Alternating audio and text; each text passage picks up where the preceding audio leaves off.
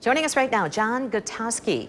He's with us live here at our studio. His ArtPrize entry is at the Graham. It's called Pulse Nightclub, 49 Elegies. It's on the jurors' shortlist for the 2D category, and it was on one of the favorites, I should say, of the critics last night on Why These Finalists. John, thank you so much for joining us. We appreciate it.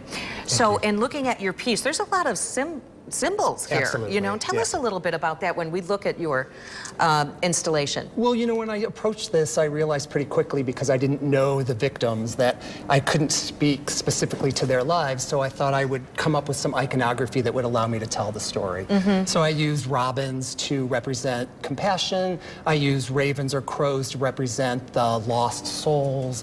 I use a disco ball to represent the nightclub, but using imagery to sort of tell a visual narrative or a visual poem about the event and to try and memorialize these people that were lost. Such a tragic event, 49 lives lost in the Pulse nightclub in that horrible situation in 2016. So tell us a little bit more about what was your inspiration? You are having a lot of conversations with people that come and look at that. What is the message that you're hoping to leave with people?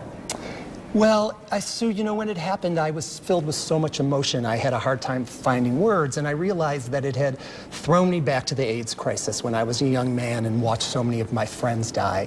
And the event sort of resonated with that, this massacre, and I thought, well, many of my friends are forgotten, but here is a chance for me to maybe speak to this event through my artwork and help these people to be both remembered, but to maybe hopefully not have this kind of event happen again.